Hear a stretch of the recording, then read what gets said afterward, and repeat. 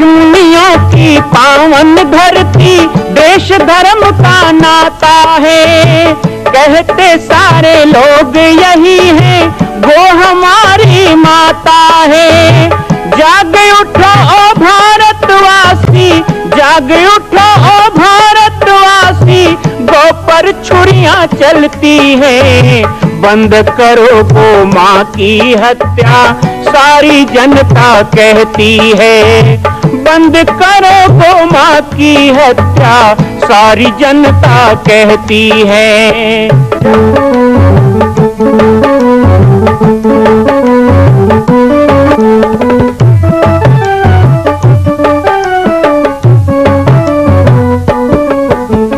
जगह जगह पर बूचड़ खाना, लाखों गौएं कटती हैं। किसे सुनाए व्यथा हमारी, नैना नीर बहाती है। रक्षा करना गौ माता की, रक्षा करना गौ माता की, गीता ज्ञान सिखाती है। बंद करो गौ माँ की हत्या, सारी जनता कहती है। बंद करो गौ माँ की हत्या, सारी जनता कहती है। जय श्री राम, जय गौ माता, जय गोपाल। स्वागत है आप सभी का भारत के हृदय स्थल छत्तीसगढ़ प्रांत में मां कौशल्या धाम जिला बालोद में विगत 18 वर्षों से बन रहे इस विशाल दिव्य भव्य मंदिर का निर्माण। विश्व के अंदर भगवान राम के लाखों मंदिर हैं, अब अयोध्या में भी रामलला विराजित हो चुके हैं, लेकिन छत्तीसगढ़ की बेटी मां कौशल्या जो राम की माता है, उनका एक भी मंदिर पूरे विश्व में नहीं।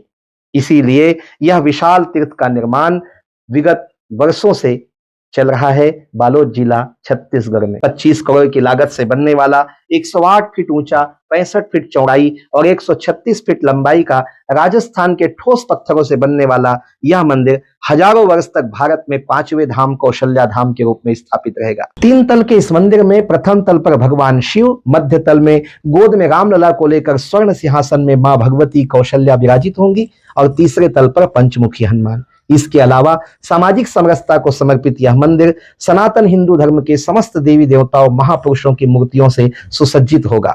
आप सब एक एक मूर्ति का संकल्प भी इस मंदिर के लिए कर सकते हैं। ध्यान रखिएगा, यह अवसर बार बार नहीं मिलेगा, क्योंकि 2026 में मां कौशल्या का दिव्य भव्य धाम स्थापित हो जाएगा, मां कौशल्या विराजित हो जाएगी। एक बार पुनः आप सबको निवेदन करूंगा, आइए, जुड़िए और सबको जोड़िए इस विशाल तीर्थ के निर्माण में। मैं राम बालक दास महात्यागी आप सभी को आह्वान करता हूं, संपूर्ण प्रदेश एवं देशवासियों को, कि जिस तरह रामलला के दिव्य भव्य मंदिर के लिए आप सब ने मुक्त हस्त से दान दिया है, इसी तरह मां कौशल्या के एकमात्र विश्व के प्रथम धाम के निर्माण में आप सभी मुक्त हस्त से दान दें। यह दान 3 आहुति के रूप में लिया जा रहा है। हम 1100, 1700, 5100, 11,000, 21,000, 1 लाख, उससे भी अधिक जो भी राशि करना चाहें 2025 और 26 के अंतर्गत 3 बार देने का संकल्प लेंगे। पुष्प वाटिका का प्रसंग हम लेने वाले हैं। पुष्प वाटिका के प्रसंग में सीता जी याद करती हैं, क्योंकि जब सीता जी छोटी थी ना, तब नारद जी आए थे। जैसे पार्वती छोटी थी तब भी नारद जी आए थे, अब उन्होंने ही भविष्यवाणी किया था, कहा महाराज हाथ देख के बताओ इसको कैसा पति मिलेगा। माँ बाप को यही चिंता पहले रहती।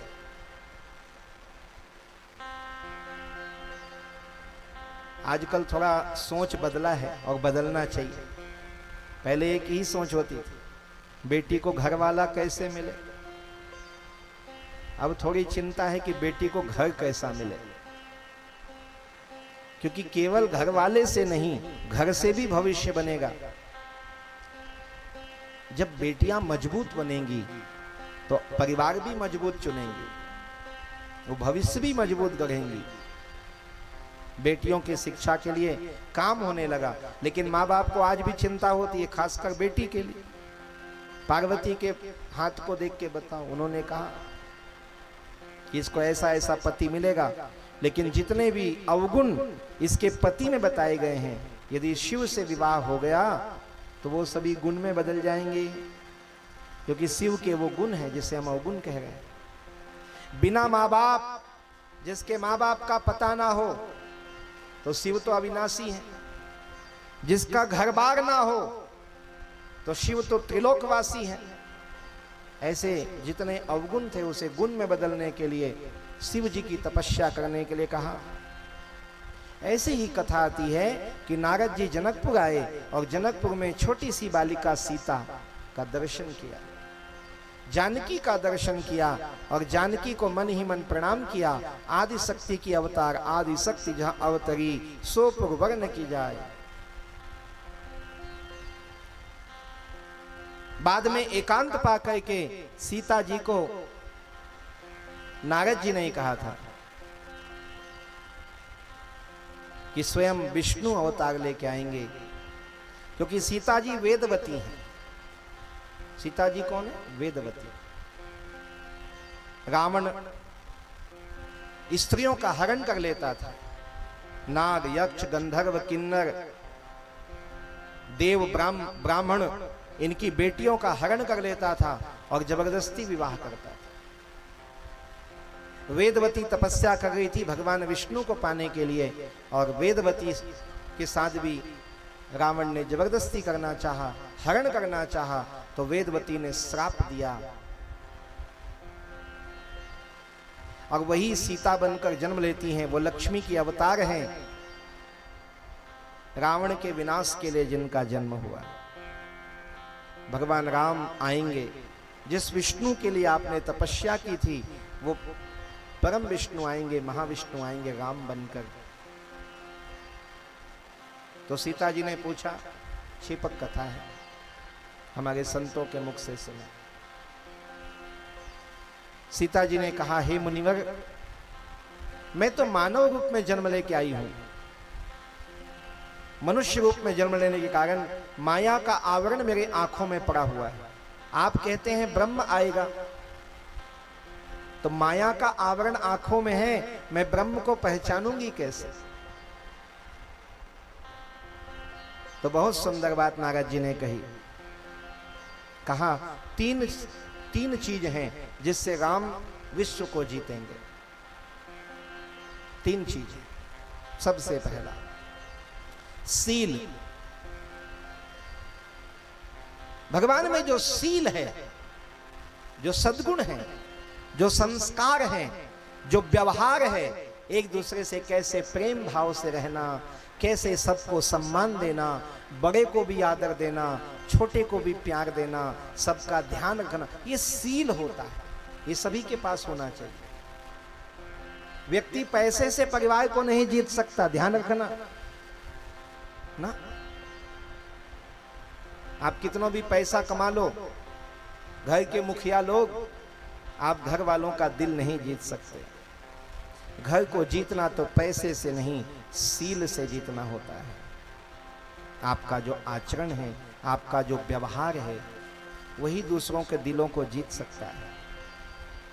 भगवान राम ने सील से अयोध्या को जीत लिया, अयोध्या को वश में कर लिया। तभी तो राम वनवास गए तो बाल वृद्ध कहूं साथ न लावहीं, जो जैसे तैसे ही उठी धावहीं।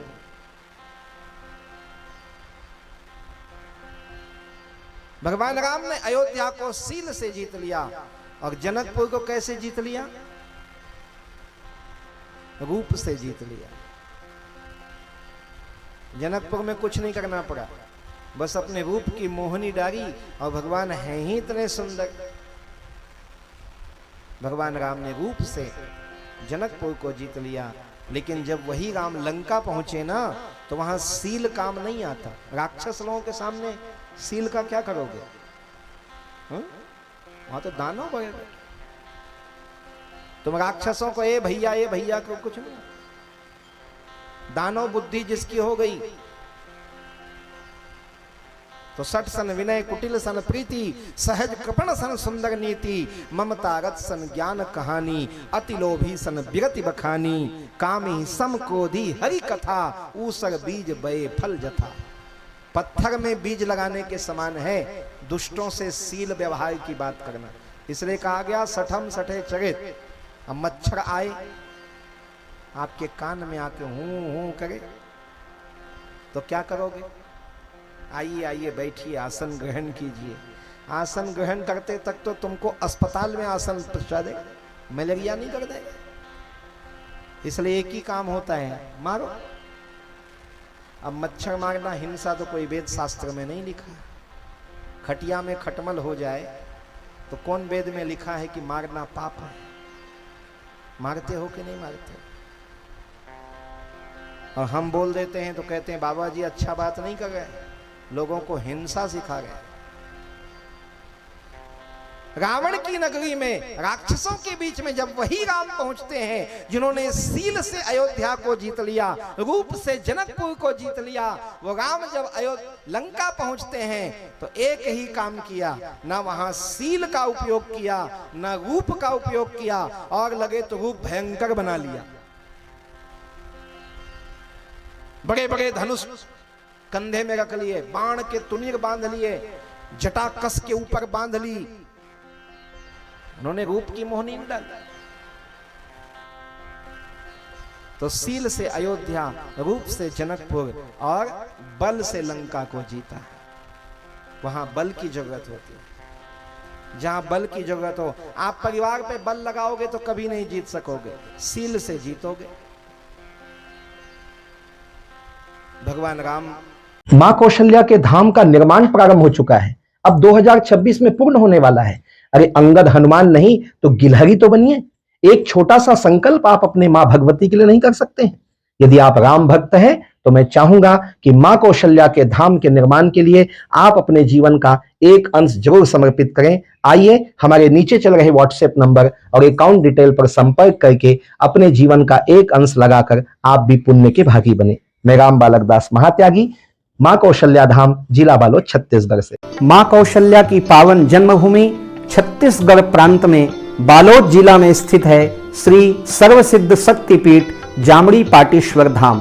परम पूज्य सद्गुरुदेव राजयोगी बाबा जी की तपस्थली श्री पाटेश्वर धाम और विश्व के अद्वितीय मां कौशल्या जन्मभूमि मंदिर निर्माण का दर्शन करने और इसी प्रकार समसामयिक विषयों पर अपना ज्ञान वर्धन करने के लिए और 10,000 गायों के लिए बनने वाले श्री हनुमान नंदीशाला गो अभ्यारण्य का समाचार प्राप्त करने के लिए आप सभी देखते रहें YouTube चैनल पर राम बालक दास, और हमारे चैनल को आप सभी सब्सक्राइब करें, घंटी का बटन दबाएं ताकि आप सूचनाओं से जुड़े रह सकें। जय श्री राम, जय गौ माता, जय गोपाल।